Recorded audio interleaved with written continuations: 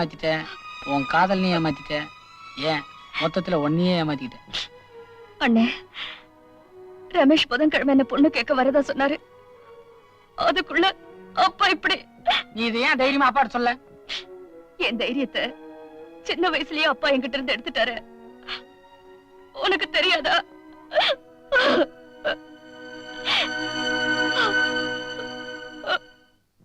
ஒரு குடும்பத்துல எல்லாருமே ஒரே மாதிரியா இருக்க முடியாது. ஆனா அதுக்காக சொந்த தங்கச்சியோட கல்யாண விஷயத்தையே உங்ககிட்ட கலந்து பேசலன்னா உங்க அப்பா உங்களை ஒரு மனுஷனாவே மதிக்கலையே. உங்ககிட்ட இருக்கிற குறை வெளியே தெரியாம உங்களையும் பெரிய மனுஷனா மாத்துற வழி எனக்கு தெரியும். நான் சொல்ற மாதிரி எல்லாம் கேட்பீங்களா?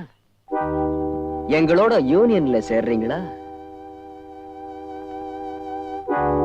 Very good.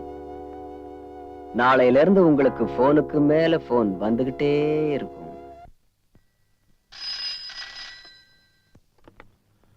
ஹலோ, அண்ணா சார் இருக்காரா? கண்ண சாரா? ஆமாங்க, கொஞ்சம் கூப்பிடுறீங்களா? Hold on.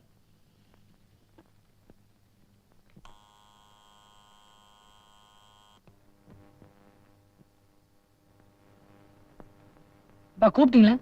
டெலிபோன்.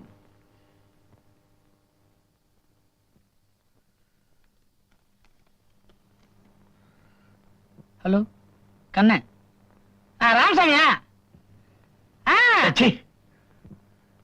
சத்தம் போடுறதுக்கு டெலிபோன் தேவையில்லை. ஒரு ரூம்ல போய் கத்து, அவனுக்கு கேட்கும். சரி, அப்புறம் பேசு.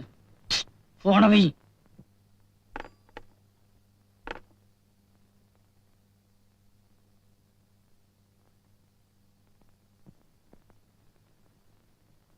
என்னங்க, இன்னைக்கு சண்டே, லீவு நாள கூட வீட்டு ஆபீஸா மாத்துறீங்களே. இப்போ உனக்கு என்ன வேணும்? வாங்க சாப்பிடலாம்.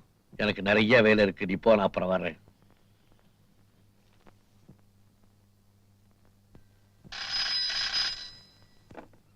ஹலோ, கண்ணா ஐயா இருக்காங்களா? கண்ணா ஐயா?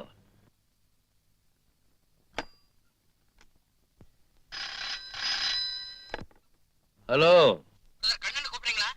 பிரதர் கண்ணன். ஒரு நாளைக்கு 40 டெலிபோன் வருது. கண்ணன் கண்ணன் கண்ணன். வர டெலிபோன் அட்டன் பண்றதுக்கு நான் என்ன டெலிபோன் பாயா? என்னங்க இது? அவனுக்கு போன் வந்தா இங்க தானே வரும். வரட்டும். ஆனா டெலிபோன் நம்பரை யார்கிட்ட கொடுக்கறது, எதுக்காக கொடுக்கறதுங்கிற ஒரு மரியாதை வேணும். அந்த மரியாதை அவங்கிட்ட இல்ல. சொல்லி வை. கண்ணா, அனாவசியமா போன் நம்பர்லாம் கொடுத்து அப்பாவுக்கு ஏன் தொல்லை கொடுக்கறேன்? அவருக்கு வந்து அவசியம், எனக்கு வந்து அனாவசியமா? ஏமா என்ன விரோதி மாதிரியா பாக்குறாரு? எல்லா போனதுக்கு அவர் வச்சா எப்படிமா பேசுறது? மெதுவா பேசு அப்பா. அம்மா, எனக்கு போன்லாம் வருதுன்னா என்ன அர்த்தம்? நான் வளர்றேன்னு அர்த்தம். அதானே அவர் எதிர்பார்க்கறாரு. இன்னைக்கு போன் வரும், நாளையில இருந்து ஆளுங்களே வரும்.